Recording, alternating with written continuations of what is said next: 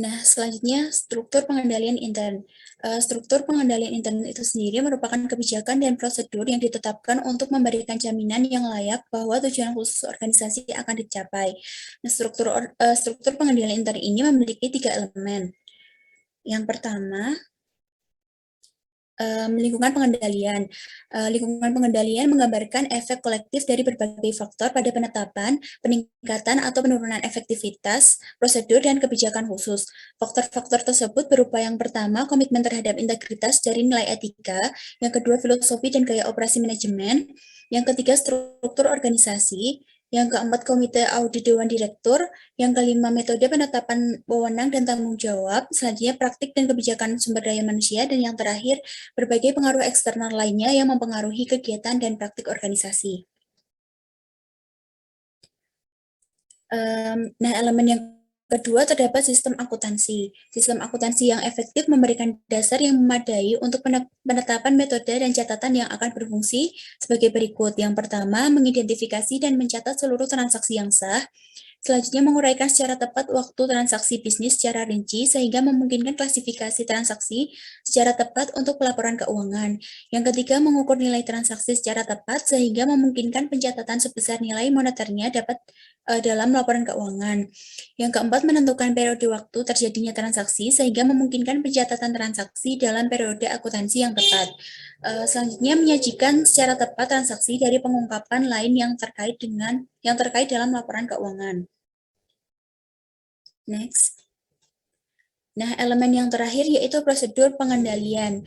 Prosedur pengendalian itu sendiri merupakan kebijakan dan prosedur yang ditambahkan ke lingkungan pengendalian dan sistem akuntansi yang telah ditetapkan oleh manajemen untuk memberikan jaminan yang layak bahwa tujuan khusus organisasi akan dicapai. Nah, cakupan prosedur pengendalian ini, yang pertama, otorisasi yang tepat terhadap transaksi dan aktivitas. Yang kedua, pemisahan tugas yang mengurangi peluang bagi seseorang untuk melakukan kesalahan dalam tugas rutinnya. Yang ketiga, perancangan dan penggunaan dokumen dan pencatatan untuk membantu menjamin pencatatan transaksi secara tepat. Yang keempat, penjagaan yang memadai terhadap akses dan penggunaan aktiva dan catatan. Yang terakhir, pengecekan independen terhadap kinerja dan penilaian yang tepat terhadap nilai yang tercatat.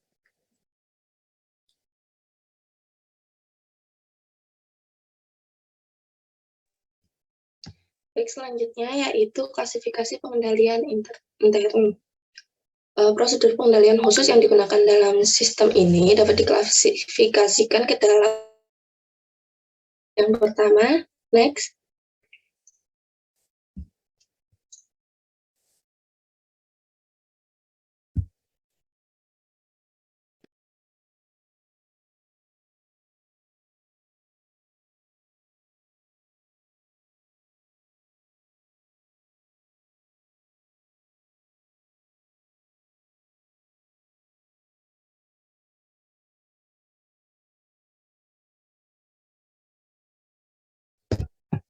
Yang pertama menurut tujuannya. Nah, menurut tujuannya ini terdapat 3 macam klasifikasi.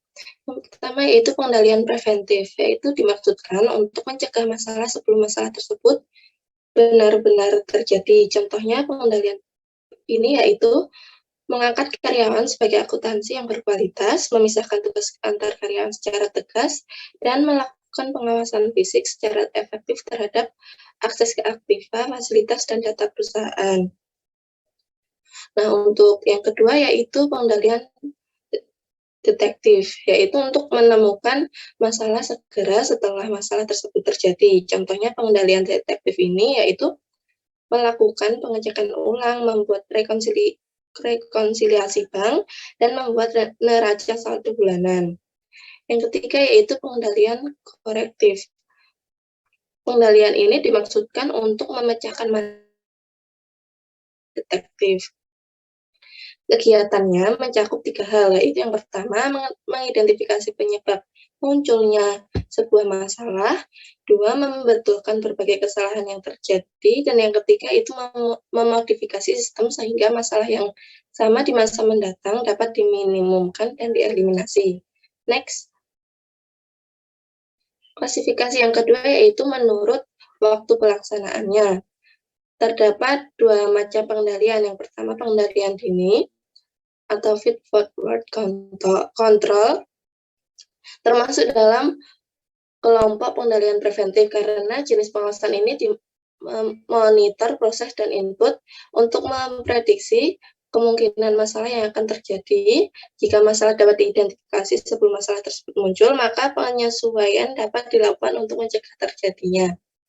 Yang kedua yaitu pengendalian umpan balik atau feedback control, termasuk dalam kelompok pengendalian detektif, karena jenis pengawasan ini mengukur sebuah proses dan menyesuaikan apabila terjadi penyimpangan dari rencana semula.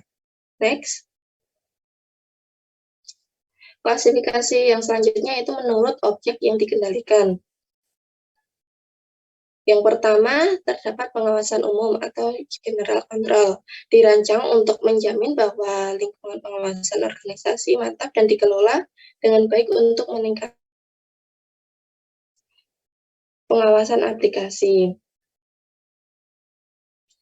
Nah, pengawasan umum ini adalah pengawasan yang dirancang untuk menjamin bahwa lingkungan pengawasan organisasi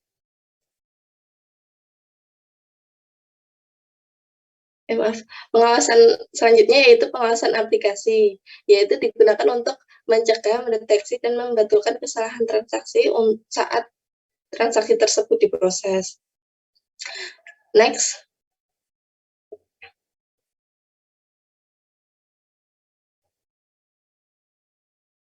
Untuk selanjutnya yaitu klasifikasi menurut tempat implementasi dalam siklus pengolahan data.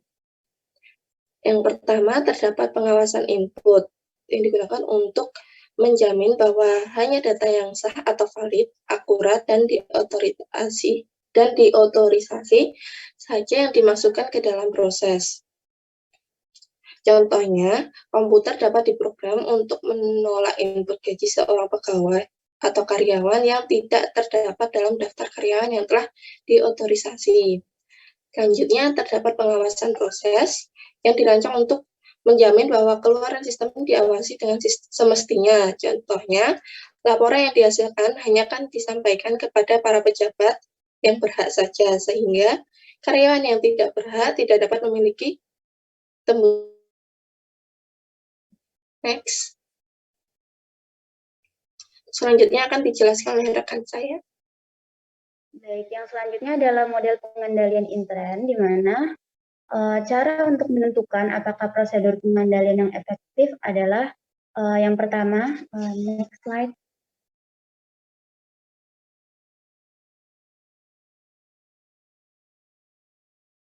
Okay. Yang pertama adalah the Foreign Practices Act, di mana peraturan ini menghendaki bahwa semua perusahaan publik di Amerika mulai tahun 1977 memiliki catatan yang secara akurat dan jujur menggambarkan transaksi yang terjadi dan kekayaan perusahaan secara rinci. Nah, perusahaan, sebagaimana ditampilkan di slide, harus menetapkan dan memelihara sebuah sistem pengendalian akuntansi internal yang memadai untuk memberikan jaminan cukup bahwa yang pertama, transaksi diotoritaskan dan dicatat secara tepat, dan yang kedua adalah aktiva dijaga dan dilindungi dari akses yang tidak sah. Nilai aktiva yang tercatat secara periodik dibandingkan dengan kondisi fisik aktiva dengan toleransi tertentu apabila ada selisih dan dilakukan tindakan yang tepat terhadap selisih signifikan. Nah, tujuan utama adanya peraturan ini adalah untuk mencegah upaya penyuapan oleh pihak luar kepada pejabat perusahaan untuk memperoleh kesepakatan bisnis. Peraturan ini telah memberikan pengaruh kuat bagi manajemen, akuntan, dan juga auditor dalam perencanaan dan penilaian sistem pengendalian intern. Next.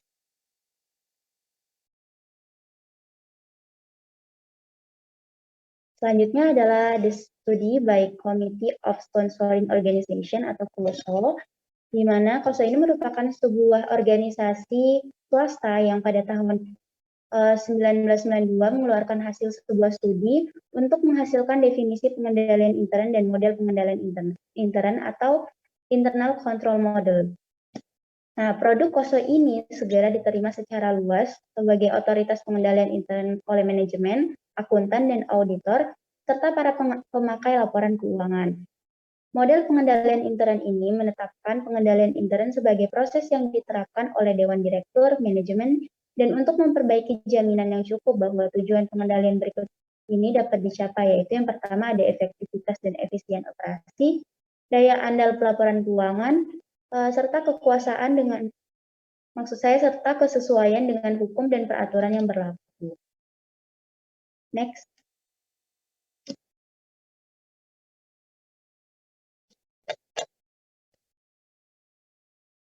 Selanjutnya adalah studi by the Information System Audit and Control Foundation atau ISACF, di mana beberapa waktu yang lalu menyusun The Control Objective for Information and Relay Technology atau COBIT, yaitu sebuah rangka kerja umum untuk pengamanan sistem informasi dan praktik pengendalian untuk teknologi informasi. Nah, rangka tersebut memungkinkan yang pertama, manajemen untuk menetapkan pengamanan dan praktik pengendalian lingkungan teknologi informasi.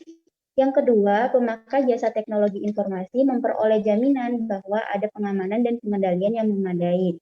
Dan yang ketiga adalah auditor untuk mendukung opini mengenai pengendalian intern dan untuk memberikan saran bagi pengguna dan pengendali teknologi informasi. Adapun dimensi pengendalian yang dituju oleh rangka COBIT ini, yang pertama adalah untuk memuaskan tujuan bisnis, di mana informasi yang dihasilkan perlu disesuaikan dengan kebutuhan informasi perusahaan. Selanjutnya adalah agar sumber daya teknologi informasi, yaitu manusia, sistem aplikasi teknologi, fasilitas, dan data. Lalu dimensi yang ketiga adalah proses teknologi informasi yang dibagi menjadi 4 domain, yaitu perencanaan dan pengorganisasian, perolehan dan implementasi, pengiriman, dan dukungan, serta pemantauan. Nah, COBIT membantu para manajer belajar bagaimana menyeimbangkan risiko dan investasi pengendalian di lingkungan sistem informasi, dan juga memberikan jaminan yang lebih besar dari pengguna bahwa pengamanan dan pengendalian teknologi informasi yang diberikan oleh pihak internal dan pihak ketiga memadai. Juga mengarahkan auditor ketika auditor mendukung opini dan memberikan saran mengenai pengendalian intern kepada manajemen. Selanjutnya akan dijelaskan oleh rekan saya.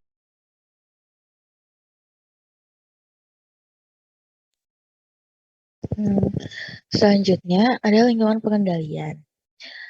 American Institute of Certified Public Accountants mengidentifikasikan 7 faktor penting untuk sebuah lingkungan pengendalian.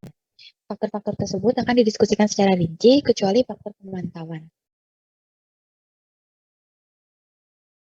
Yang pertama, ada komitmen kepada integritas dan nilai etika.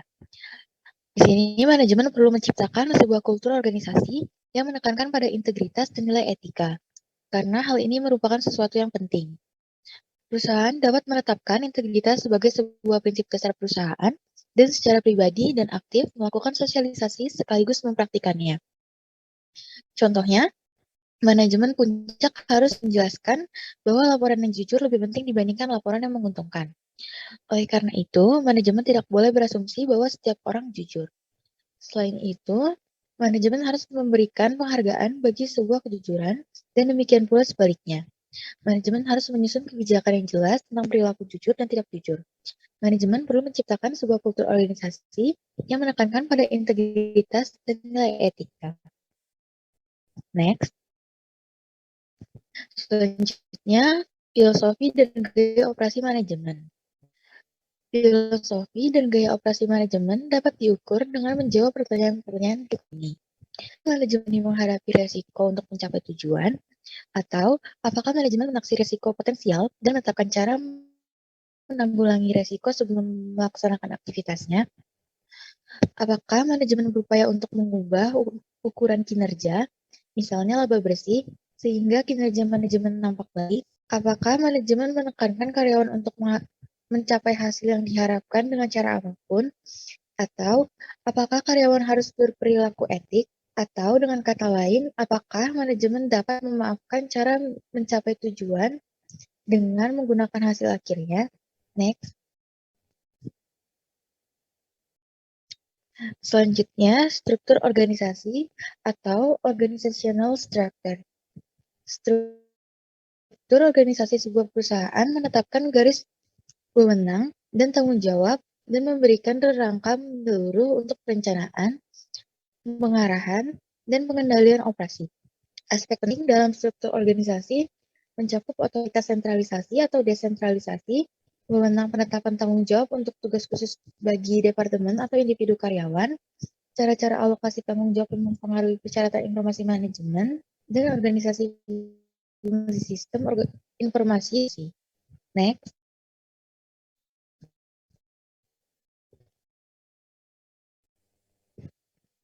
Selanjutnya ada komite audit atau the audit committee of the board of directors. Menurut peraturan sekat, sebuah perusahaan yang terdaftar di pasar modal harus memiliki komite audit yang beranggotakan seluruhnya dari luar perusahaan. Komite ini bertanggung jawab untuk mengawasi struktur pengawasan intern perusahaan, proses pelaporan keuangan, dan ketaatan terhadap hukum, peraturan, dan komite ini tugasnya berkaitan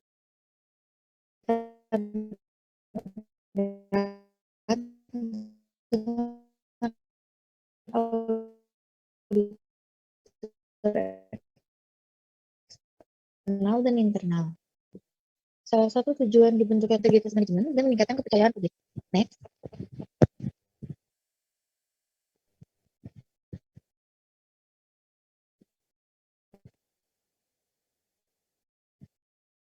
Selanjutnya, adalah metode penetapan wewenang dan tanggung jawab atau methods of assigning authority and responsibility. Wewenang dan tanggung jawab biasanya diarahkan tugas, pelatihan karyawan, rencana kegiatan, jadwal, dan anggaran. Salah satu hal penting adalah kode etik yang terkait dengan standar perilaku etis, praktik bisnis, dan perbedaan kepentingan. Alat yang penting wewenang dan biasanya dipakai dalam berbagai organisasi adalah pedoman prosedur dan kebijakan tertulis dalam sebuah buku pedoman. Nah, buku pedoman tersebut sekaligus sebagai sarana menyampaikan kebijakan manajemen dalam menangani transaksi khusus. Next. Selanjutnya, praktik dan kebijakan tentang sumber daya manusia atau Human Resource Policies and Practices. Kebijakan dan praktik yang berkaitan dengan pengangkatan, pelatihan, penilaian, penggajian, dan promosi memiliki pengaruh penting terhadap kemampuan organisasi, minimumkan risiko pengawasan intern. Karyawan harus diangkat dan dipromosikan atas dasar kapasitas dan kemampuan mereka dalam memenuhi persyaratan jabatan. Pengecekan sesama terhadap surat lamaran, pengalaman kerja, preferensi, dan latar belakang pelamar merupakan cara yang penting dalam mengevaluasi kualifikasi pelamar. Program pelatihan harus diarahkan pada pengenalan karyawan baru terhadap tanggung jawab, kebijakan organisasi, dan prosedur. Untuk mendorong loyalitas dan efisiensi kerja, manajemen perlu menetapkan kebijakan yang jelas tentang kondisi kerja, kompensasi, insentif, dan jenjang karir.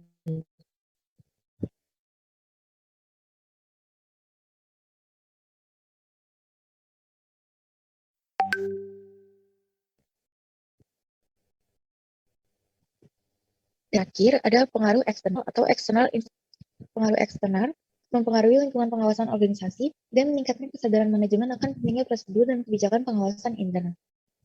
Pengaruh eksternal ini mencakup peraturan dan ketentuan yang dikeluarkan oleh pasar modal, badan penyusun standar akuntansi, dan peraturan lain yang juga terkait adalah peraturan tentang perbankan dan lembaga keuangan lainnya. Selanjutnya adalah aktivitas pengendalian.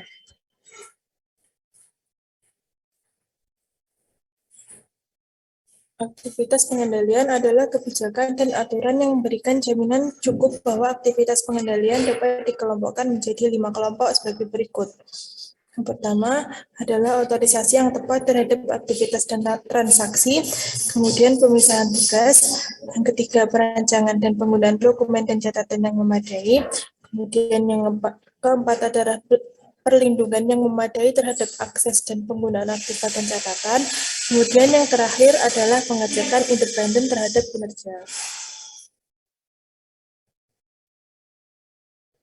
Selanjutnya adalah resiko dan pengukuran resiko.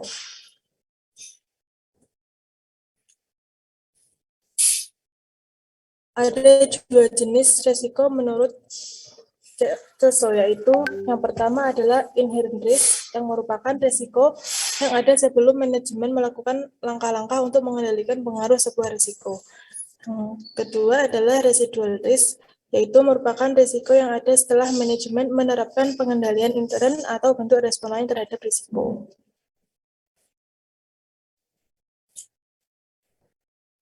Perusahaan perlu menilai inherent risk, mengembangkan suatu respon, dan menilai residual risk. Model IRM menunjukkan ada 4 cara untuk merespon risiko, yaitu menguranginya, menerimanya, membaginya, dan menghindarinya. Akuntansi memainkan peran penting dalam membantu manajemen merancang pengendalian yang efektif untuk mengurangi inherent risk. Akuntan juga menilai sistem pengendalian intern untuk menjamin bahwa sistem tersebut beroperasi secara efektif. Akuntan dapat menilai dan mengurangi inherent risk menggunakan strategi assessment dan respon.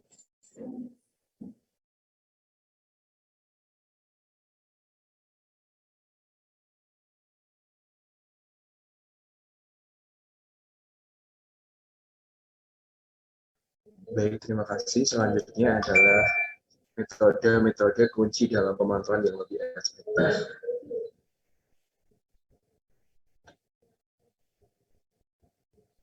Pada pemantauan kinerja adalah hal penting dalam pengawasan. Ada beberapa pokok dalam melakukan pemantauan kinerja. Yang pertama adalah supervisi yang efektif. Hal ini mencakup pelatihan dan asistensi karyawan, pemantauan kinerja karyawan, koreksi kesalahan, penjagaan aktiva dengan cara memantau karyawan. Yang kedua adalah pelaporan pertanggungjawaban yang mencakup anggaran, kuota, jadwal, biaya standar, kualitas standar, laporan kinerja, prosedur untuk menyelidiki selisih yang jumlahnya signifikan, dan prosedur untuk menindaklanjuti penyimpangan dari rencana.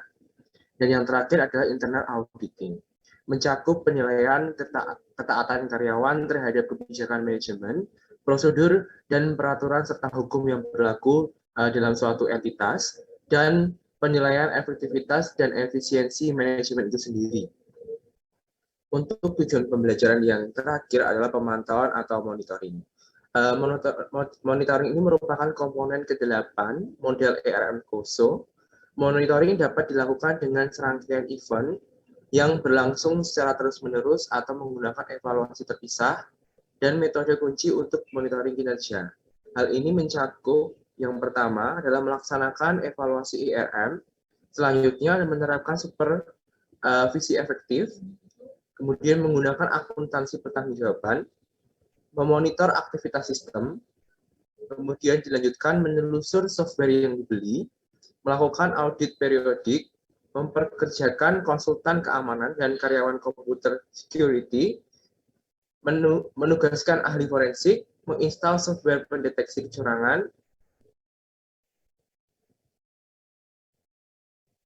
dan seperti itu. Sekian presentasi yang dapat kami sampaikan. Atas kurang lebihnya, kami mohon maaf. Terima kasih atas waktu dan perhatiannya. Wassalamualaikum warahmatullahi wabarakatuh.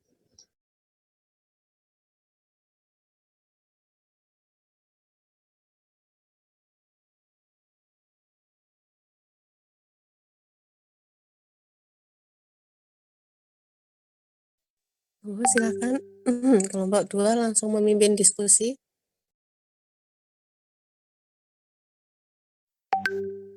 Baik, terima kasih. Untuk waktu selanjutnya, sesi diskusi, persilakan bagi kelompok lain ataupun individu yang ingin menanyakan ataupun memberikan informasi lebih lanjut, dipersilakan.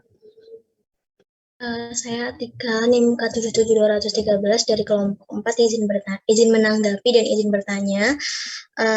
Untuk yang pertama, izin menanggapi untuk materi fraud itu menurut saya itu masih kurang informatif karena ada beberapa informasi yang tidak dicantumkan seperti segitiga fraud, pelaku, jenis, dan skema dari fraud itu sendiri.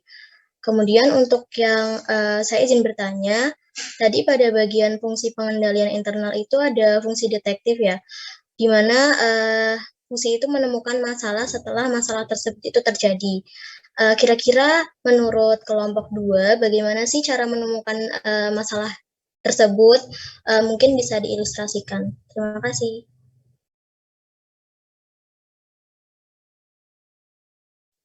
Baik, terima kasih untuk pertanyaannya dan tanggapannya Mbak Atika Finastari. Ya, benar-benar sekali benar. Baik, terima kasih. Kami menyadari bahwa memang materi yang kami sampaikan ataupun yang kami jelaskan pada pagi hari ini memang agak sedikit kurang informatif, dan mungkin dari kelompok lain ataupun individu lain bisa menambahkan seperti yang disampaikan oleh Mbak Atika. Terima kasih untuk tanggapannya Mbak Atika. Kemudian untuk selanjutnya, di sini kami menggunakan referensi dari salah satu buku,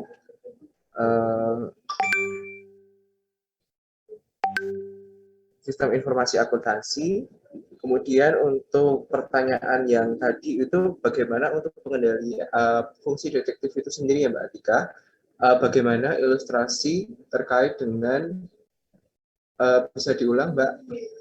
Oke, ya tadi kan itu fungsi detektif itu kan menemukan masalah setelah masalah tersebut terjadi. Kira-kira menurut kelompok kalian, bagaimana sih cara untuk menemukan masalah yang sudah terjadi itu? Mungkin bisa diilustrasikan.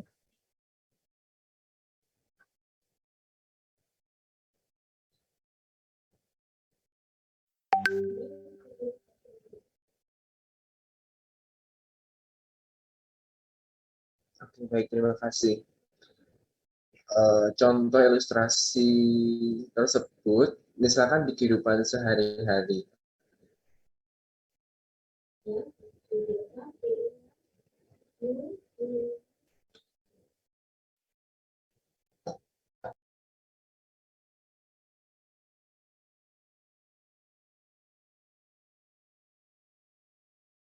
Oke, baik.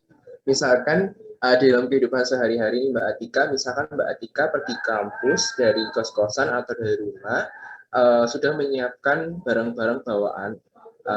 Misalkan hari ini ada mata kuliah SIA, kemudian Mbak Atika berangkat dari kos ke kampus, udah menyiapkan beberapa materi yang disiapkan, misalkan buku catatan ataupun buku yang pendukung, ataupun literatur-literatur yang sudah disiapkan malam hari atau sebelum hari ini. Nah, Mbak Atika ini datang ke kampus, habis itu udah dari awal tuh sudah mengerti dan sudah mengecek nih bahwa beberapa bagian ataupun buku-buku ataupun hal-hal yang tersebut itu sudah dibawa dan sudah lengkap di tasnya Mbak Atika. Kemudian Mbak Atika datang ke kampus dengan santainya, ya sudah parkir motor dan segala macam, kemudian naik ke ruang kelas, ke prodi, terus habis itu belajar mata kuliah SIA. Tiba-tiba ada masalah nih, kalau misalkan ada misalkan catatan ataupun hal itu terselip yang catatan atau keynote yang udah disiapkan Mbak Atika ini ketinggalan di kos-kosan. Jadi ini adalah suatu masalah Mbak Atika nih, suatu masalah Mbak Atika sudah terjadi, dan selanjutnya hal tersebut pastinya berdampak pada selanjutnya, misalkan oh ini catatan penting nih, jadi mungkin hari itu Mbak Atika tanda kutip gelisah, atau mungkin dari hal tersebut Mbak Atika ini bisa mendapatkan suatu pelajaran bahwa besok lagi apapun itu secara detail tertata dengan rapi, misalkan seperti itu. Selanjutnya lebih menata time management, atau mungkin lebih pagi lagi datang ke kampus supaya sampai di kampus ini bisa mengecek lagi apa-apa saja yang sudah siap gitu. Jadi misalkan ada ketinggalan ataupun kekeliruan ataupun yang lainnya bisa secara dengan cepat bisa ditanggulangi. Seperti itu Mbak Atika, mungkin ilustrasi gambaran secara umum, gambaran keseharian gitu ya. Kalau misalkan di perusahaan mungkin ada banyak sekali kasus ataupun hal-hal tertentu yang memang terkadang di luar nalar kita ataupun di luar hal-hal yang memang kita tidak sangka, seperti itu Mbak Atika. Oke, terima kasih untuk jawabannya, Kian.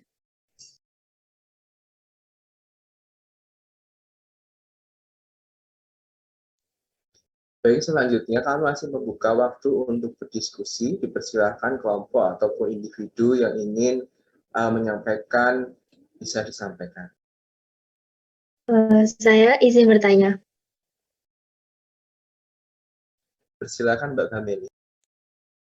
Saya Kameli dengan NIM K77237 dari kelompok 4, izin bertanya, seperti yang telah dijelaskan tadi mengenai fraud, itu kan merupakan kecurangan atau kesalahan. Nah, dari kelompok 2, seperti apa contoh dari fraud itu sendiri di dalam perusahaan, dan bagaimana peranan komponen pengendalian internal terkait dengan kasus tersebut, apakah ini menjadi kelemahan dari manajemen pengendalian itu sendiri, dan bagaimana langkah yang harus dilakukan terkait dengan pengendalian preventif supaya kasus tersebut tidak terjadi lagi, seperti itu.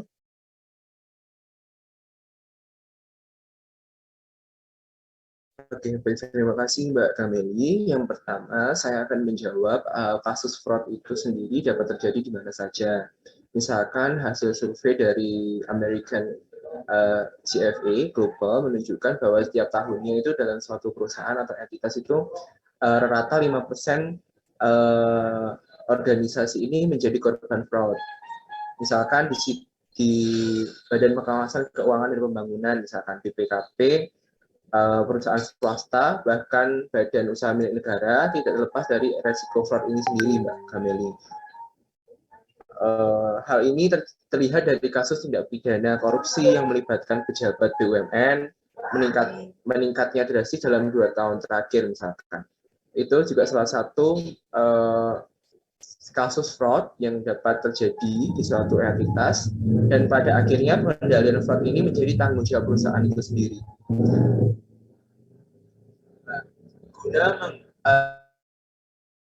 Guna menguatkan budaya anti fraud ini di perusahaan terkhususnya perlu beberapa program, antara lain penguatan kode etik perusahaan itu sendiri, peningkatan kesadaran terhadap aktivitas fraud, sikap pimpinan. Jadi sikap pimpinan ini salah satu hal yang sangat menonjol karena kebijakan-kebijakan tersebut juga akan berdampak pada perusahaan itu sendiri.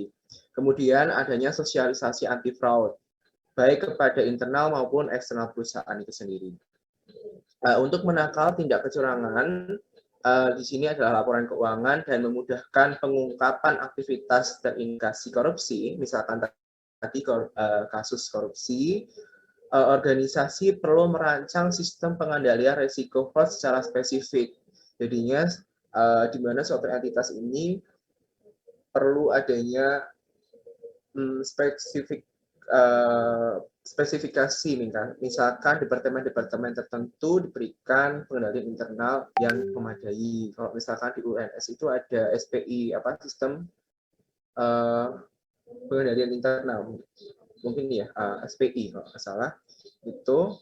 Kemudian perlindungan pengawas lapor. internal, Mas. Oh iya, terima kasih Bu.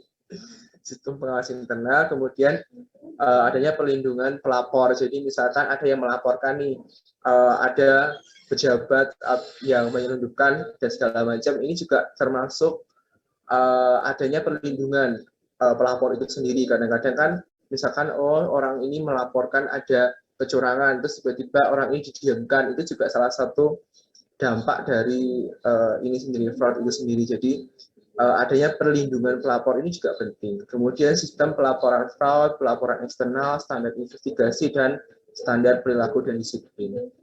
Mungkin itu saja. Mungkin ada dari kelompok saya yang ingin menambahkan, dipersilahkan.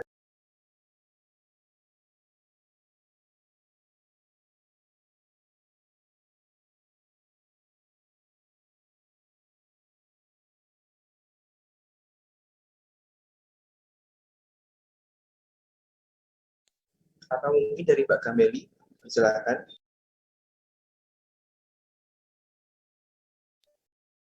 Sudah cukup Mas Dito, terima kasih atas jawabannya.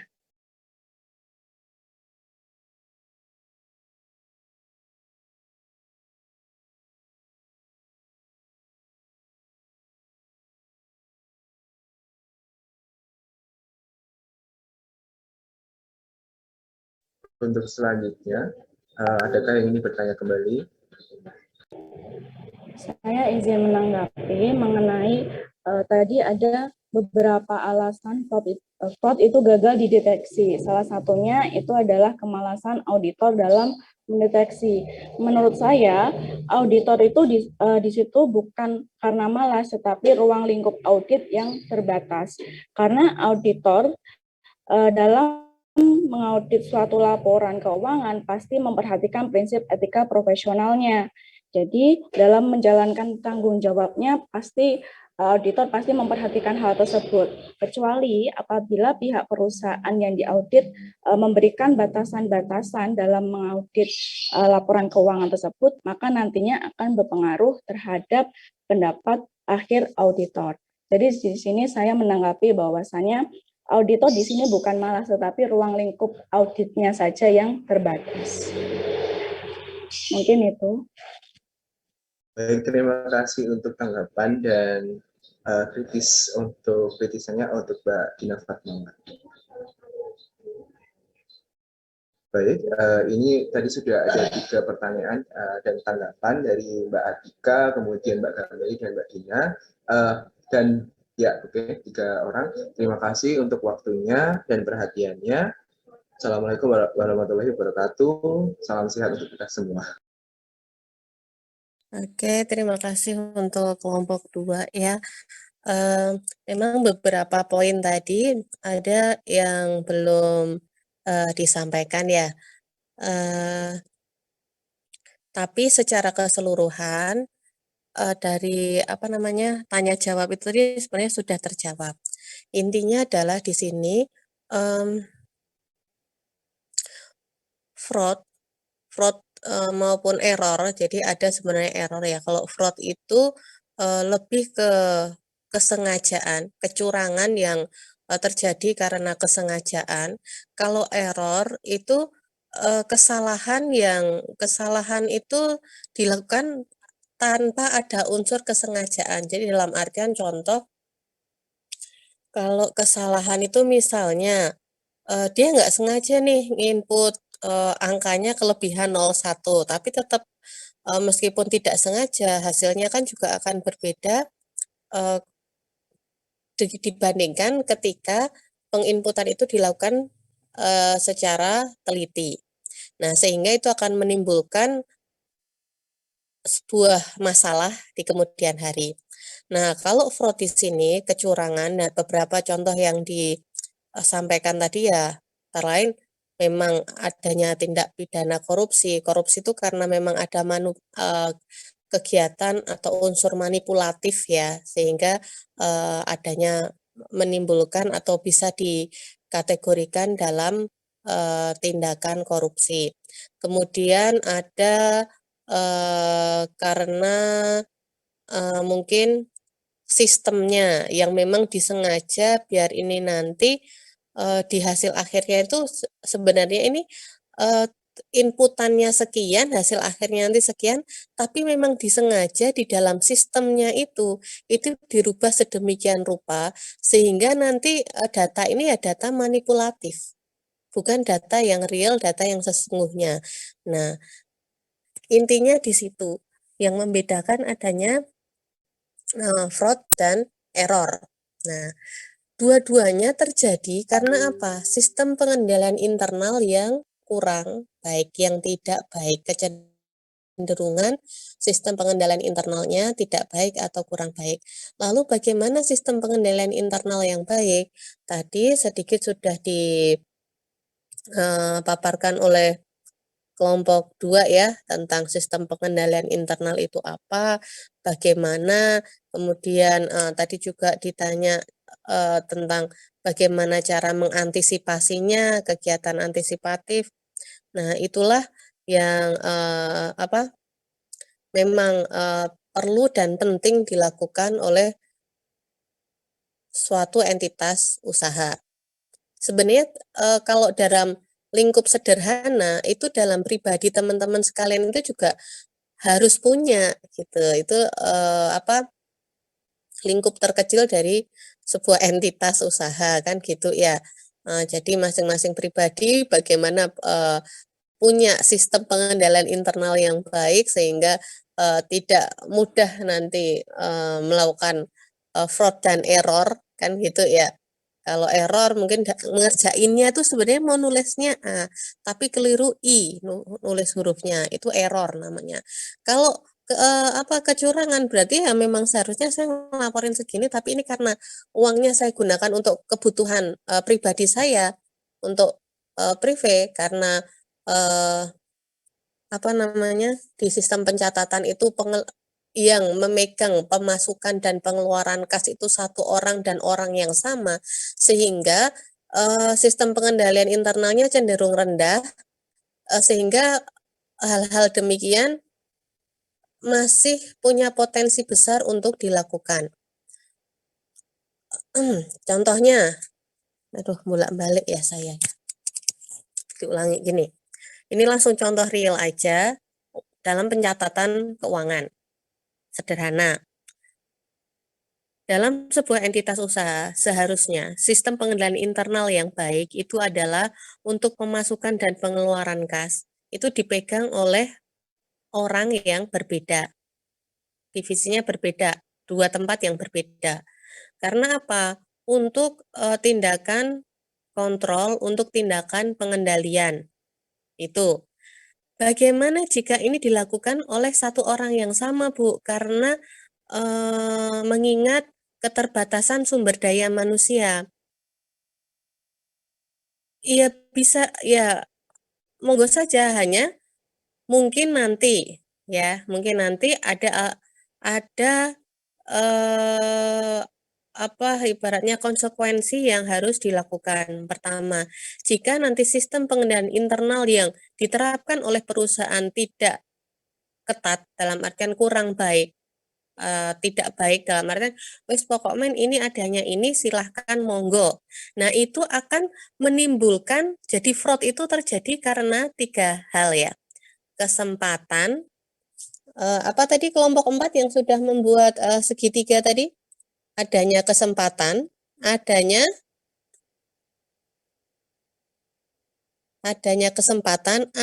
tekanan, dan rasionalisasi atau pembenaran. Nah, karena ada pembenaran. Itu faktor-faktor yang memicu terjadinya fraud atau kecurangan. Adanya kesempatan itu bagaimana?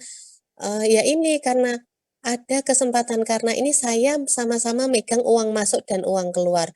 Toh juga nggak ada yang tahu ini, atasan tahunya nanti ketika saya melaporkan ini uangnya, loh lah kok cuma segini, lah gimana orang ini pemasukannya sekian tapi pengeluarannya sekian.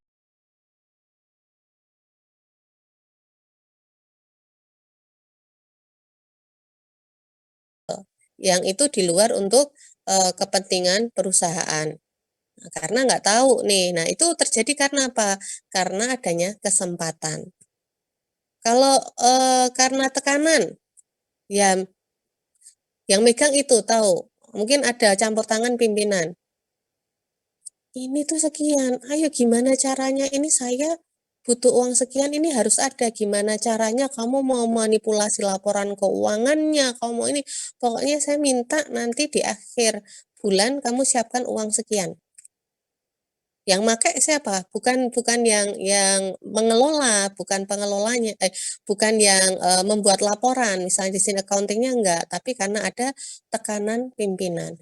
Kalau nanti bahkan mungkin ada ancaman di situ disertai dengan ancaman. Nah, terus kalau yang ketiga karena adanya rasionalisasi pembenaran. Loh, ngapain nggak bisa? Lah kan saya juga nggak butuh ini, saya juga saya untuk kegiatan kayak gini masa sih saya nggak dikasih uang lelah? Ya wajar aja dong kalau saya ngambil uang lelah dari sini. Pembenaran, padahal itu secara aturan itu tidak tertulis. Tidak ada standar operasional prosedurnya, tidak ada aturan-aturan yang memang menuliskan bahwa karena satu orang mengelola uang masuk dan uang keluar sekaligus, sehingga kemudian ada tunjangan ini dan itu. Tetapi dia melegalkan, ya, melegalkan bahwa itu bisa dilakukan. Nah, sehingga disitulah timbul adanya fraud, gitu ya, atau kecurangan. Dan banyak lagi yang lainnya, istilah-istilah lain yang timbul gitu ya. Jadi sebenarnya intinya adalah fraud. Tapi nanti terus ada istilah-istilah lain seperti muncul istilah adanya korupsi, pencurian yang seperti itu. Kemudian ada penyalahgunaan aset, manipulasi laporan keuangan, itu ya terjadi tindakan yang terjadi karena adanya kecurangan. Lalu bagaimana cara mengantisipasi? Ya, cara mengantisipasi atau meminimalisir terjadinya kecurangan dan kesalahan adalah dengan menerapkan sistem pengendalian internal yang baik. Gitu ya. Jadi kalau fraud itu seperti yang Anda tahu tadi, siapapun bisa melakukan, tidak pandang usia, tidak pandang posisi,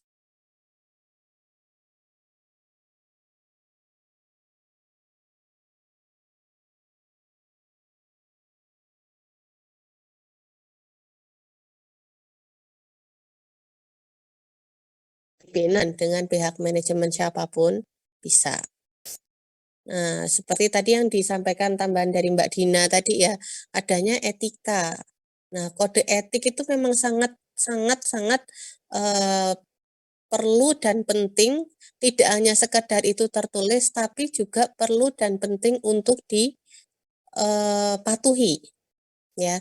Karena sekali saja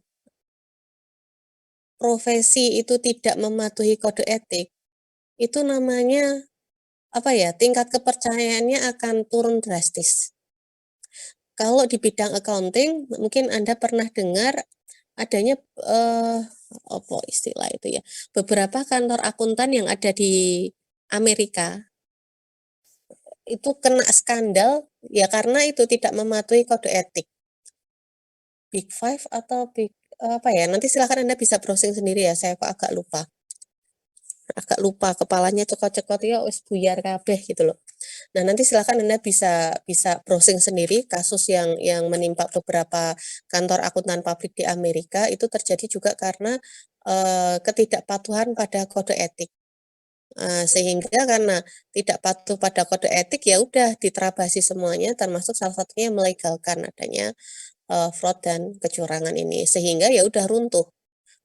Walaupun itu kantor akuntan terbesar, termasuk salah satu kantor akuntan terbesar di Amerika pada waktu itu, ya runtuh. Tidak lagi mendapat kepercayaan dari orang lain, gitu, perusahaan-perusahaan. Karena melegalkan hal yang seharusnya tidak dilakukan. Nah, kemudian internal kontrol itu tadi sudah disampaikan ya fungsi-fungsinya, ada fungsi preventif, detektif, korektif ya. Itu adalah internal kontrol. Salah satunya dengan apa? Misalnya kalau secara berbasis komputer ya, sistem informasi akuntansi yang berbasis komputer, berarti ya udah menguatkan bagaimana tahapan-tahapan yang ada dalam sistem tersebut untuk mencegah terjadinya kebocoran data atau memungkinkan bisa dimasuki gitu loh. Jadi lebih ke security-nya ya, tingkat keamanannya lebih ditingkatkan kembali ya untuk mencegah terjadinya kebocoran. Nah, intinya di situ. Nah, terus kalau masih manual seperti apa, Bu? Contoh real atau implementasi dari adanya sistem pengendalian internal ini. Kalau sistem informasi akuntansi ini masih dilakukan secara manual, ya salah satunya adalah menempatkan orang yang tepat sesuai dengan posisinya. The right man in the right place ya, menempatkan orang yang sesuai dengan posisinya. Ya, tidak sing penting enek sing manggoni tidak seperti itu, tapi untuk tempat-tempat yang penting, tempat-tempat yang krusial itu memang memilih atau menyeleksi orang-orang yang tepat untuk menghindari adanya kecurangan dan kesalahan. Nah, seperti itu kurang lebih. Jadi tugasnya sistem pengendalian internal itu polisinya, ibaratnya polisinya di situ. Nah, ini di sini. Sampai di sini apakah ada yang ingin ditanyakan, Mas dan Mbak?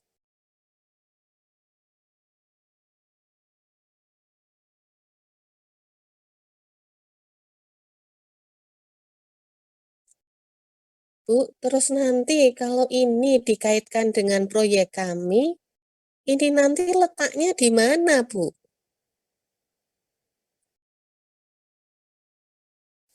Nanti peletakannya adalah Anda nanti dalam mendesain ya. Jadi yang kemarin contoh yang dipaparkan oleh kelompok 6 itu kan sudah storyboardnya ya. Jadi apa desain nanti sistem informasi akuntansinya itu kan sudah kelihatan tuh yang kelompok 6 tampilkan minggu lalu itu. Nah, di bagian itu untuk dari tahap per tahap ya, dari tahap satu ke tahap berikutnya, itu ya di ini jangan sampai nanti ya bisa dikunci gitu loh. Jadi memang kemarin kita pelajari apa yang di pertemuan sebelumnya lagi itu apa tuh? Kayak apa itu? Kayak apa Mbak dan Mas? Ki apa Ki?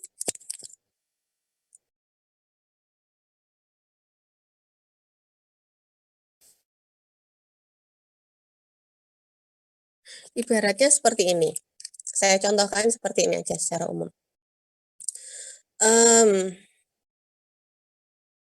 Mungkin bisa menempatkan ya dari satu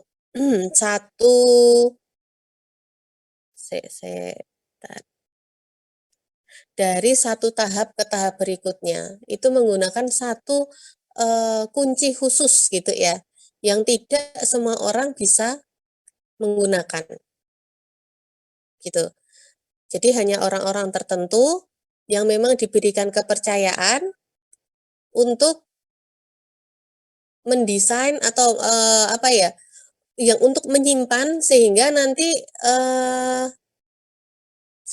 tulis ini ngomong apa toh Bu gitu ya. Ini kalau manual ibaratnya itu di satu tempat pokoknya tingkat keamanannya, intinya yang ingin saya sampaikan adalah kaitannya dengan pengendalian internal ini adalah masing-masing harus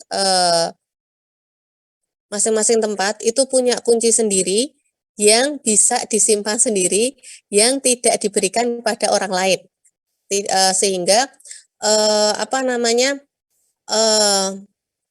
penanggung jawab ya, penanggung jawab itu ya diberikan pada satu orang yang memang bisa dipercaya, sehingga jika terjadi apa-apa bisa ditelusur gitu ya.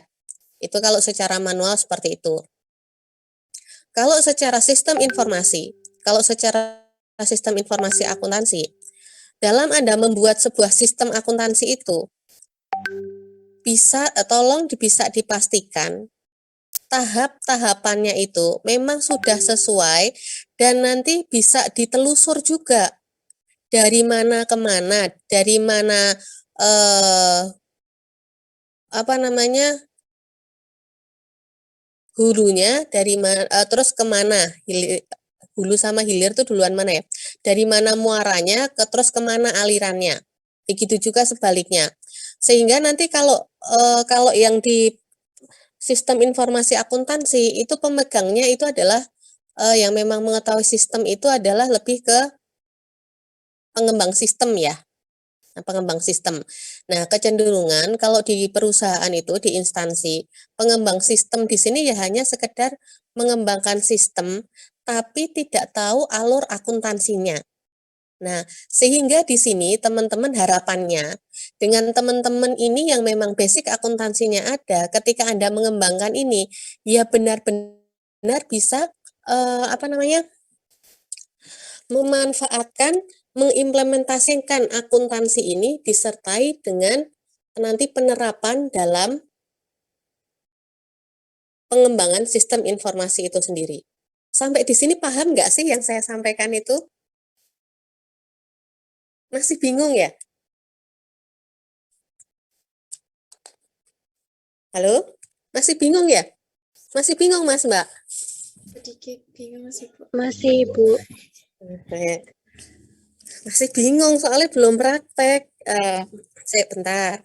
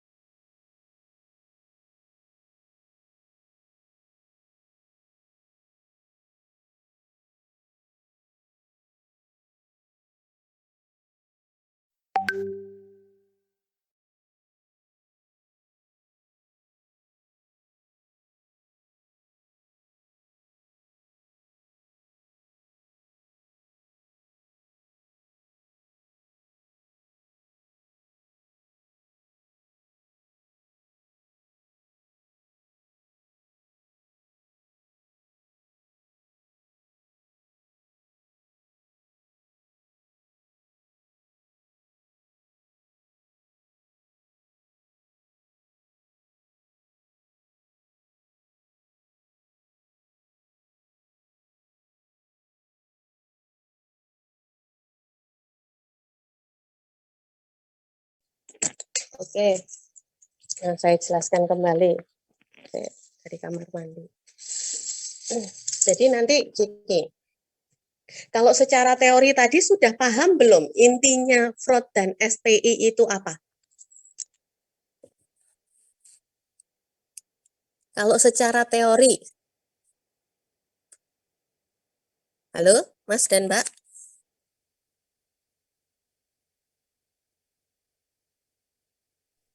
Insya Allah sudah, Bu, kalau secara teorinya. Oke, secara teori sudah ya, intinya sudah ya secara teori. Oke. Kemudian, secara teori sudah. Nah, secara prakteknya, karena Anda sudah tahu teorinya, bahwa fraud itu mungkin terjadi karena sistem pengendalian internalnya itu rendah. Harapannya adalah Anda sebagai, ya katakanlah Anda kan karena sudah belajar akuntansi sudah sekian lama ya, di sini Anda mulai sedikit belajar untuk ya katakanlah pemrograman abotmen ya. Ya pokoknya Anda belajar untuk pengembangan sistem sederhana. Nah, karena Anda sudah memahami tentang teori sistem pengendalian internal dan kemungkinan terjadinya fraud itu apa, ya itu tadi ya, secara gambaran itu tadi fraud mungkin terjadi karena sistem pengendalian internal yang rendah. Jadi ada ada hubungannya, bukan berdiri sendiri. Nah, sehingga dalam teman-teman nanti dalam mengembangkan sistem tersebut itu bisa mengantisipasi, bisa meminimalisir terjadinya fraud dengan memaksimalkan sistem pengendalian internal yang ada. Caranya bagaimana, Bu? Caranya adalah karena Anda seorang pakar akuntansi gitu ya, jadi sebelumnya tuh Anda memang lebih ke akuntansinya gitu ya, sehingga Anda sedikit banyak sudah tahu nih celah di mana biasanya yang menimbulkan adanya misinformasi itu di bagian mana. Nah, itu nanti harapannya adalah ketika nanti Anda mengembangkan sistem ini, itu bisa dilakukan antisipasi datanya. Oh, kalau misalnya nih, biasanya tuh kalau saya di mana? Saya memanfaatkan atau menggunakan saya praktek dengan menggunakan Mayop dan Accurate itu, saya kan cuma input ini aja nih. Bagaimana untuk meminimalisir terjadinya kesalahan penginputan? Contohnya, solusinya saya nanti memberikan buku panduan yang jelas, saya memberikan nanti pelatihan, atau ini nanti misalnya secara sistem saya nanti mengembangkannya dengan ini sederhana seperti ini, atau sebelum mengembangkan di ini dulu, dipelajari lebih lanjut lagi. Ini kalau inputnya itu di bagian sini untuk input pembelian, nanti itu masuknya kemana ya? Nah, nanti kan Anda perlu membuat kayak gimana ya? Menghubungkan dari satu kegiatan ke kegiatan lain. Nah, disitulah ketelitian Anda sebagai seorang akuntan itu nanti perlu diterapkan. Tapi saya yakin nanti nggak sulit kok. Kalau misalnya di Mayop ya, ketika di komputer akuntansi di Mayop di Accurate itu terkadang, tapi jarang sekali saya menemukan teman-teman itu, Bu, ini kok hasilnya beda. Itu jarang banget dibandingkan ketika Anda membuat siklus akuntansi dengan menggunakan Excel. Kalau Excel kan karena prosesnya panjang, ya. Pakai Excel itu di sini nanti sheet 1 jurnal umum, sheet 2 buku besar, sheet 3 neraca saldo, sheet 4 nanti kertas kerja. Kemudian sheet berikutnya adalah laporan keuangan. Anda perlu melingkan menghubungkan ngambil data dari sheet 2 untuk buku besar, ngambil datanya dari jurnal umum, seperti itu. Nah, kecenderungan terjadi kesalahan adalah apabila terjadi input data yang tidak tepat. Atau kemungkinan yang kedua, kemungkinan terjadi fraud dan error, kesalahan, lebih ke kesalahan kalau ini ya, terjadi error kalau link yang digunakan atau link yang dipilih atau disetting dalam membuat database ini tidak pas, tidak sesuai, sehingga pastinya nanti akan salah di laporan keuangannya, karena hasil akhir atau outputnya adalah laporan keuangan. Datanya masukinnya sudah benar nih, tapi dalam membuat sistem database-nya ini ngambil data atau memasukkan link ngambil data sebelumnya, tempat ambil datanya itu tidak pas atau salah, sehingga memungkinkan outputnya akan salah. Taunya nanti dari mana? Apakah tahu seketika? Tidak. Taunya ketika sudah dilakukan audit. Kok seperti ini? Sehingga akan jadi sebuah temuan. Nah, temuan kan terjadi ketika sudah dilakukan audit. Nah, ada temuan-temuannya gitu. Terus bagaimana? Setelah sudah ada temuan, berarti perlu ada perbaikan. Alurnya seperti itu. Perbaikan dari mana? Perbaikan di bagian prosesnya ini diperbaiki agar nanti input yang input datanya bisa menghasilkan output yang sesuai dengan inputannya, sehingga perlu dilakukan audit. Nah, di bagian proses ini selain sudah diperbaiki tadi, juga dilengkapi nih sistem pengendalian internalnya, biar ini tidak bocor, tidak mudah dihack, itu seperti apa. Nah, itu perlu ada sistem pengendalian internal.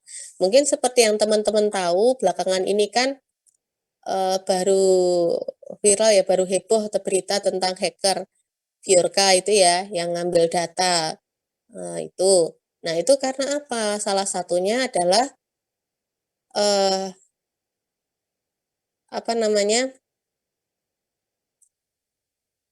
security, internet security atau security sistemnya juga masih lemah, sehingga perlu ditingkatkan.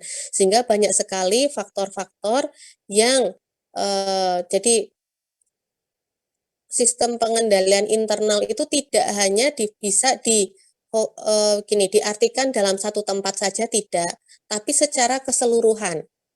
Secara keseluruhan. Secara keseluruhan nggih. Nah, dalam mendesain nanti memungkinkan saya nanti kalau ini bisa terjadi salah itu di bagian ini. Berarti saya perbaikinya ini di sini. Salah satu sistem pengendalian internal yang saya gunakan di sistem seperti ini. Kalau ini nanti biar ini nanti meminimalisir terjadinya kesalahan. Seperti tadi yang kemarin sudah dibuat di flowchart.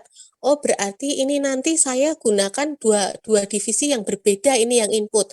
Misalnya biar nanti untuk bisa tahu persediaan ini secara akurat, berapa sih total persediaan yang masih ada. Oh, di sini ada nanti di bagian gudang juga nanti nginput, di bagian nanti misalnya di bagian kasir nanti juga untuk pengeluaran barang itu juga harus selalu nginput nih. Nah, nanti kan akan kelihatan nanti adanya selisih di mana itu kan kelihatan. Terus selisih barangnya itu kemana kan juga tahu. Nah, seperti itu kurang lebih salah satu contoh pengendalian internal yang bisa dilakukan. Nah, begitu ya kurang lebih. Nanti kalau secara praktek, nanti sambil jalan kayaknya ya. Kalau saya sampaikan sekarang itu teman-teman nanti akan lebih bingung gitu. Yang penting di sini Anda sudah paham, sudah tahu tentang apa sih urgensi dari sistem pengendalian internal. Anda sudah tahu tentang pengertian fraud itu apa, pengertian tentang error itu apa, sehingga bagaimana cara mengantisipasinya Anda sudah tahu, sudah memahami. Sehingga harapannya atau tujuan dari pembelajaran di pertemuan ini adalah Anda tidak hanya sekedar tahu dan paham, tapi juga Anda nanti bisa mengantisipasi terjadinya fraud dan error. Yang kedua, Anda bisa meminimalisir terjadinya fraud dan error melalui sistem penerapan atau implementasi sistem pengendalian internal yang baik. Oke, sampai di sini ya. Sampai di sini ada yang masih ingin ditanyakan oleh teman-teman?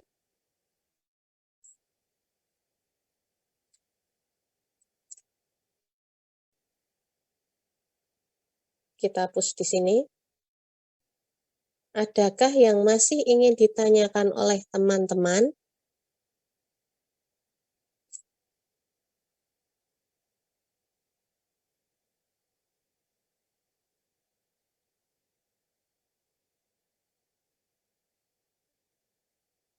Halo? Dari saya belum ada, Ibu. Oh, belum ada, oke.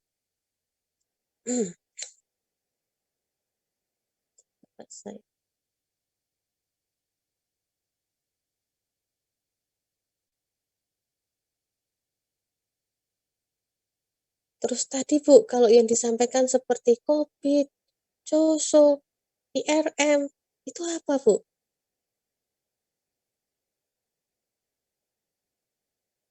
Tadi ya, disampaikan tadi ya?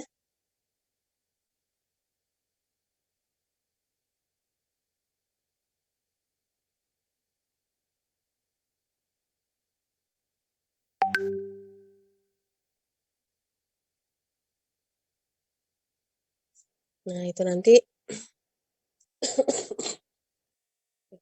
bentar ya.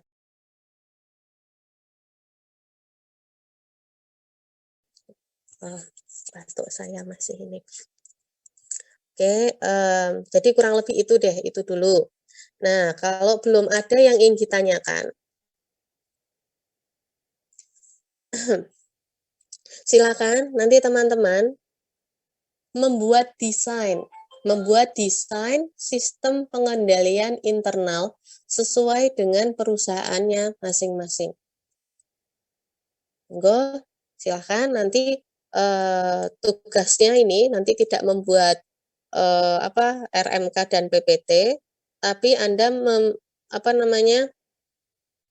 membuat desain sistem pengendalian internal yang minggu depan besok kita insya Allah akan mendalami lagi untuk yang sistem pengendalian internalnya. Nah, jembatannya dengan Anda nanti masing-masing kelompok membuat desain sistem pengendalian internal sesuai dengan perusahaannya masing-masing. Ada yang jasa, ada yang dagang, ada yang manufaktur. Nanti bisa dilihat teman-teman salah satu caranya dengan melihat yang flowchart-nya kemarin, bisa salah satunya ya. Dilihat dari flowchart yang sudah ada itu, Anda bisa melihat ini kemungkinan nanti bisa terjadinya fraud dan error itu di bagian mana, lalu langkah apa yang perlu dilakukan oleh perusahaan untuk mengantisipasi terjadinya fraud dan error. Nah, langkah-langkah itu bisa menjadi alternatif teman-teman membuat sistem pengendali internal di dalam perusahaan. Sampai di sini bisa diterima teman-teman kah? Bisakah diterima oleh teman-teman atau ada yang ingin ditanyakan?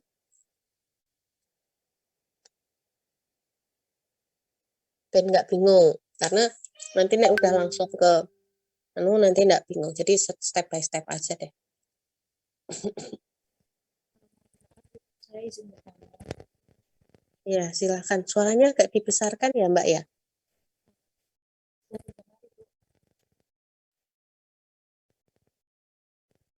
Saya izin bertanya, Bu, untuk contoh sistem yang pengendalian internal itu tadi bagaimana ya, Bu, desainnya?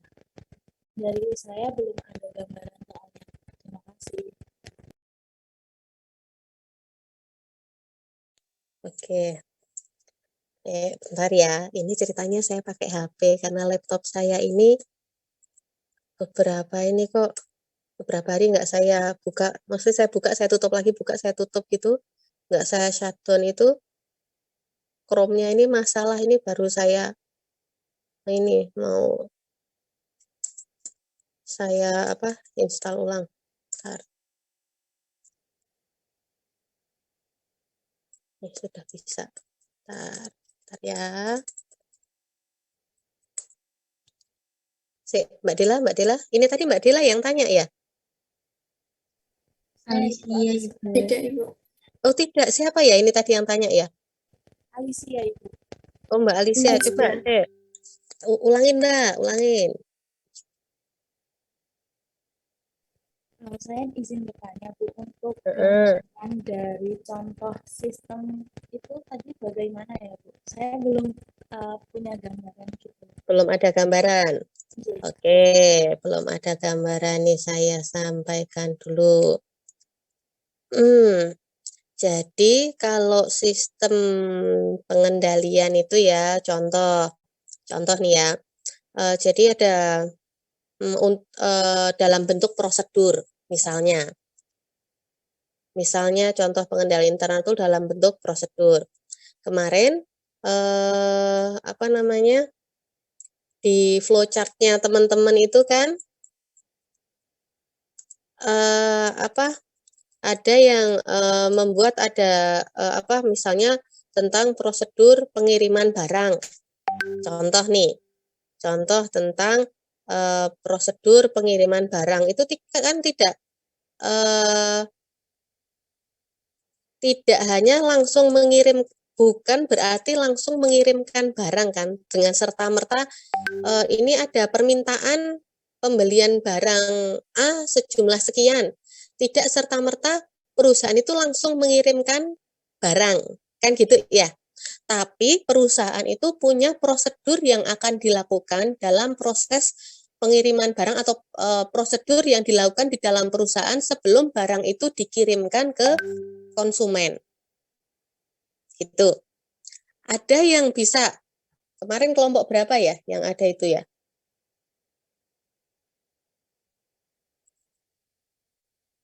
Misalnya nih,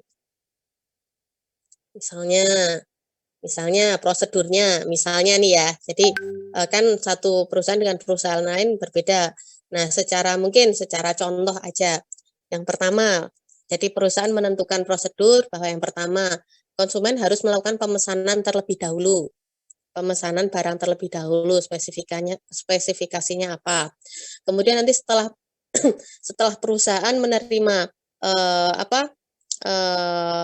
pemesanan tersebut. Nah, perusahaan akan melakukan cek terlebih dahulu nih, apakah barang tersebut ada atau tidak, dilakukan oleh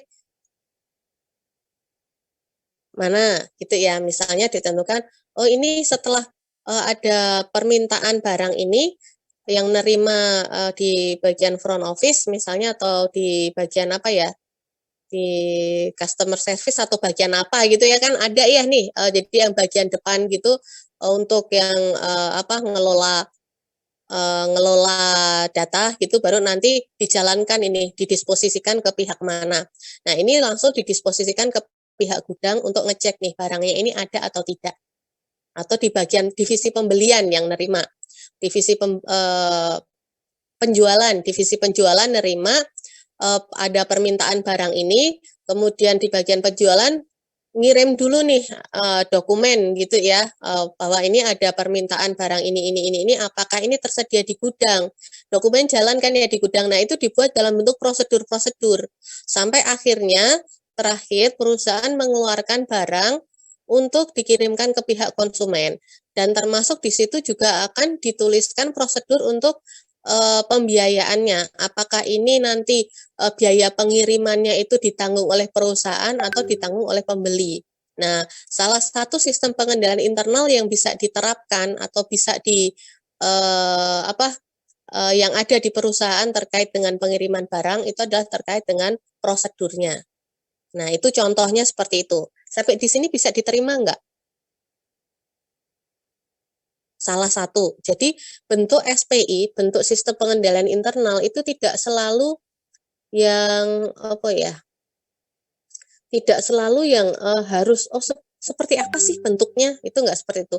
Bisa bentuknya dalam bentuk penjagaan fisik di bagian gudang. Gudang karena jumlah yang disimpan di dalam itu jumlahnya banyak, sehingga memang perlu security yang 24 jam menjaga, apalagi barangnya yang berharga.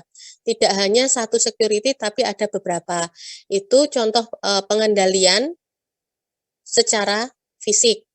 Kemudian ada juga di bagian gudang yang melakukan stok opnam di setiap akhir periode. Akhir periodenya bisa dilakukan di setiap bulan, entah setiap minggu, untuk ngecek kesesuaian barang yang ada dengan data yang ada, barang yang memang benar-benar real dengan data yang ada. Apakah ada selisih atau sudah sesuai? Itu contoh penjagaan fisiknya. Kemudian terkait dengan kebijakan. Kebijakan itu juga termasuk salah satu metode pengendalian internal yang bisa dilakukan oleh perusahaan. Kebijakan-kebijakan terkait dengan pembelian barang, kebijakan-kebijakan terkait dengan penjualan barang untuk menjaga agar persediaan barang ini baik gitu ya, tetap ada. Nah, nanti salah satu kebijakannya bisa nanti dengan barang itu ya, jadi bisa first in first out atau last in first out, tergantung dengan barang yang dijual, kan gitu. Kemudian terkait dengan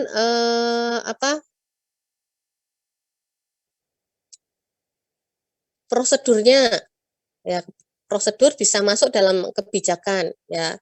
Nah, itu juga termasuk ke sistem pengendalian internalnya gitu. Nah, kalau dari tujuannya gimana, Bu? Nah, kalau kayak tadi yang contoh penjagaan fisik ya, seperti yang fisik, secara fisik ada stok opnam, kemudian misalnya memang itu memang ada security yang ditugaskan untuk menjaga barang tersebut, itu kan juga tidak hanya sekedar, oh yang penting kamu jaga ini biar nggak hilang, kan gitu ya. Kan ada tujuannya nih, agar terjaga, untuk melindungi dari kerusakan, mencegah dari adanya penggelapan, kan gitu ya. Mencegah adanya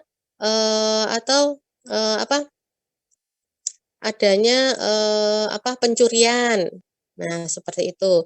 Untuk membatasi akses keluar masuk pihak-pihak yang tidak berkepentingan. Ya, kalau adanya security itu ya. Kalau stok opnam tadi ya menjaga memang stoknya seperti apa itu bisa relate gitu ya, bisa sama dengan stok realnya dan stok yang ada di sistem. Kemudian kalau misalnya ini Bu, terkait dengan kebijakan yang dilakukan perusahaan itu, contoh tadi kalau terkait dengan persediaan barang, itu jelas ada tujuannya, tidak hanya sekedar, pokoknya ini barang saya itu bentuknya ini, nanti kalau ada yang beli ya udah langsung diberikan. Jarang sekali ada perusahaan yang seperti itu, tapi masing-masing perusahaan sudah punya prosedur, sudah punya aturan terkait dengan barang yang dijual. Mbak, biasanya dipesenin, Mbak, Mas, ini nanti kalau ada yang beli ya, nanti barang yang pertama datang, jadi yang di bagian depan ini yang nanti dijual dulu, yang bagian belakang ini kan dia datang belakangan nih, nanti belakangan. Nah, itu termasuk ke dalam sudah merupakan bagian dari prosedur, sudah bagian dari kebijakan. Nah, fungsinya apa? Fungsinya yang pertama, untuk menghindari adanya kerugian, menghindari adanya barang yang nanti sudah kadaluarsa di awal. Otomatis kalau barang-barang yang udah kadaluarsa nggak mungkin bisa dijual kan, sehingga kalau barang itu udah kadaluarsa nggak bisa dijual, tentunya perusahaan akan mengalami kerugian. Kemudian nanti juga untuk menentukan ini harga barang. Bisa jadi barang yang belakangan datang itu harganya berbeda dengan barang yang di awal datang. Dan seterusnya. Nah, kalau misalnya, Bu, apakah hanya itu, Bu? Ada lagi contohnya, sistem pengendalian internal yang terkait dengan organisasi bisnisnya, ya, organisasi bisnisnya. Bisnisnya ini dalam perusahaan itu dia dalam organisasi bisnisnya dia menerapkan semua orang atau hanya orang yang berkepentingan atau yang punya tugas-tugas yang berkaitan dengan persediaan yang bisa masuk ke gudang. Nah, itu kan terkait dengan ini ya, organisasi bisnis ya, pengendalian internal yang terkait dengan organisasinya. Nah, itu juga nanti dituangkan dalam bentuk aturan perusahaan. Terus, apalagi contohnya terkait dengan kebijakan akuntansi. Nah, itu kan juga nanti merupakan bagian dari sistem pengendalian internal, ya, yang dilakukan dalam perusahaan tersebut.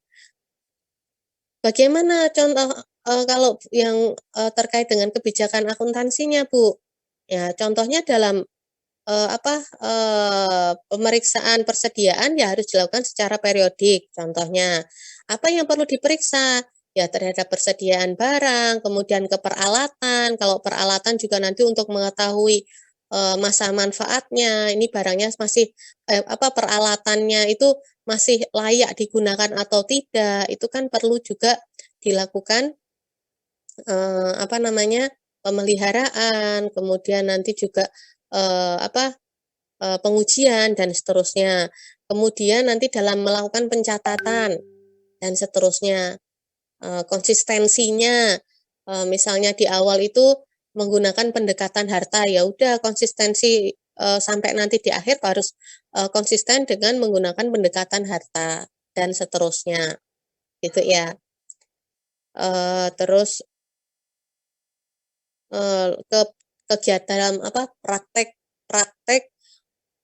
atau dalam proses pengelolaan perusahaan itu juga perlu ada kebijakannya, prosedur. Jadi ada SOP yang sudah dibuat oleh perusahaan untuk menjadi pegangan karyawan, ya, staf atau karyawan dalam melaksanakan tugas dan fungsinya masing-masing. Itu diturunkan dalam bentuk standar operasional prosedur. Kurang lebih seperti itu contoh-contohnya. Nah, sehingga nanti kalau misalnya ini saya menugaskan, ayo tolong kita contoh nanti tiap-tiap kelompok nanti membuat contoh sistem pengendali internal yang ada di perusahaannya. Jadi teman-teman nanti tinggal ini, kalian kan sebagai owner nih ceritanya. Nah, kalian akan menerapkan sistem pengendalian internal seperti apa di perusahaan Anda? Dalam contohnya dalam organisasi, kemudian dalam nanti pelaksanaan kegiatan bisnisnya bisa. Nah, itu dituangkan aja di dalam situ. Dituliskan apa saja yang ada di perusahaan itu. Karena tentunya nanti satu kelompok dengan kelompok yang lain, karena perusahaannya beda ya, bisa jadi berbeda. Belum tentu sama. Perusahaan jasa, perusahaan dagangan, dan perusahaan manufaktur akan berbeda-beda. Nah, biasanya nanti yang perusahaannya semakin besar perusahaan, itu sistem pengendali internalnya akan lebih rumit dibandingkan oleh perusahaan yang sederhana. Sampai di sini bisa dipahami nggak? Bisa diterima nggak, Mas, Mbak?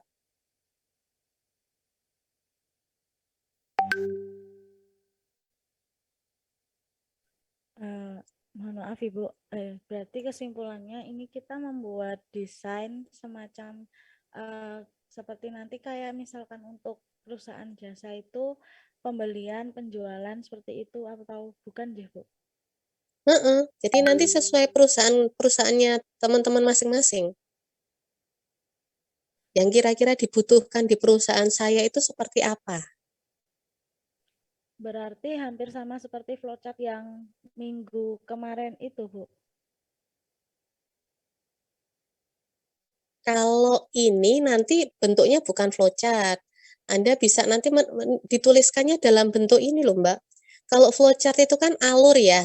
Sebenarnya di situ itu juga di dalam flowchart itu sudah ada beberapa bagian atau beberapa contoh untuk pengendaliannya.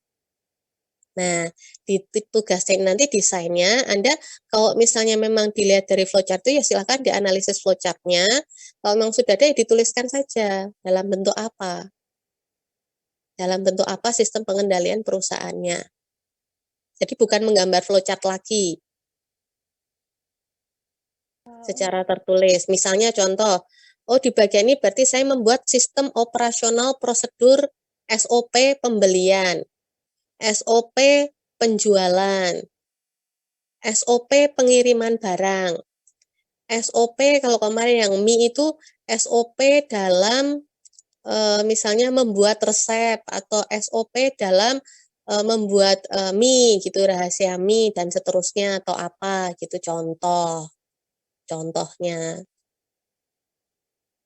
Berarti ini hanya seperti SOP-nya berarti tidak digambar dengan bagan atau flowchart seperti itu ya Bu? Enggak.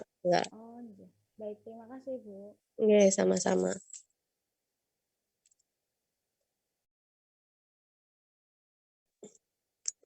Ada lagi yang mau ditanyakan? Jadi nggak serumit itu ya. Jadi Anda membuat flowchart-nya sudah flowchart. Kalau nanti pun membuat itu yang Anda buat ke depannya itu storyboard, bukan lagi flowchart. Nah, kalau di sistem pengendalian internal ini besok yang minggu depan akan Anda tampilkan, yang akan Anda paparkan di tugas kelompok itu adalah Anda mengidentifikasi perusahaan Anda dengan karakter perusahaan Anda seperti itu, dengan alur atau kegiatan perusahaan yang ada dalam perusahaan Anda itu seperti itu, kira-kira sistem pengendali internal yang dibutuhkan dalam perusahaan saya itu apa? Dalam bentuk apa saja? Anda nanti buat Anda tuliskan di kertas kayak bentuk laporan gitu ya, atau makalah, bentuknya seperti apa, nanti pelaksanaannya seperti apa. Kalau untuk pelaksanaan kan berarti perlu SOP ya. Nah, seperti itu. Oh, perusahaan saya kecil kok. Oh, perusahaan saya ini. Nanti Anda bisa search untuk Anda lebih nanti kita kembangkan lagi di minggu depan. Paham ya? Jadi bentuknya nanti bukan bagan alir enggak. Lebih dari analisis dari bagan alir yang sudah Anda buat minggu lalu. Ada beberapa divisi di situ. Untuk meminimalisir terjadinya fraud dan kecurangan itu perusahaan perlu punya kebijakan dalam pengendalian internal itu dalam bentuk apa, berupa apa. Anda coba identifikasi, Anda coba desain sistem pengendalian internalnya, minggu depan kita akan bahas.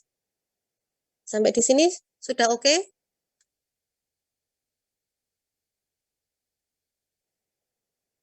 Mas, Mbak, halo? Cek, cek. Sudah, Ibu. Ya, oke. Oke.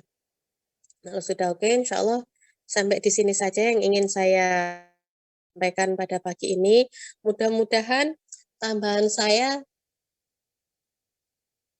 tidak membuat tambah bingung ya, Mbak Mas ya. Mudah-mudahan ya, dalam artian bisa lebih mencerahkan. Mungkin saya minta maaf sebelumnya. Penyusunan kalimat saya pagi ini mungkin rada amburadul ya. Entah efek badan atau efek agak kurang fit juga. Tapi mudah-mudahan saya harap ini tidak mengurangi teman-teman dalam memahami materi pagi ini. Ya, secara inti teori tadi sudah saya sampaikan materi pagi ini. Intinya adalah tadi dari sekian banyak penyampaian adalah intinya di situ tadi. Intinya di situ tadi yang mana Bu? Intinya adalah fraud, error, dan SPI. Memang materinya itu, dalam artian untuk menghindari adanya fraud dan error, untuk menghindari adanya kecurangan dan kesalahan, kita memerlukan sebuah sistem pengendalian internal yang baik. Baik itu nanti sistem pengendalian internal, nanti kedepannya kita fokusnya di yang berbasis komputer, ya berbasis komputer. Kalau berbasis komputer nanti kan jatuhnya itu pas nanti real prakteknya, nanti hasil dari aplikasi atau database yang sudah Anda buat, tapi yang ini besok Anda buat ya seolah ini nanti untuk memang langkah sebelum Anda melakukan desain database-nya tersebut. Sehingga nanti silahkan teman-teman buat, Anda desain sistem pengendalian internal perusahaan Anda itu seperti apa, yang nantinya sedikit banyak akan digunakan atau diterapkan, mungkin beberapa yang ada yang bisa diterapkan dalam sistem, ada yang bentuknya nanti dalam aturan tertulis perusahaan. Begitu ya, intinya itu di situ. Oke. Sampai di sini saja materi yang saya sampaikan. Atas kurang dan lebihnya saya mohon maaf. Sampai ketemu minggu depan. Terima kasih banyak. Assalamualaikum warahmatullahi wabarakatuh.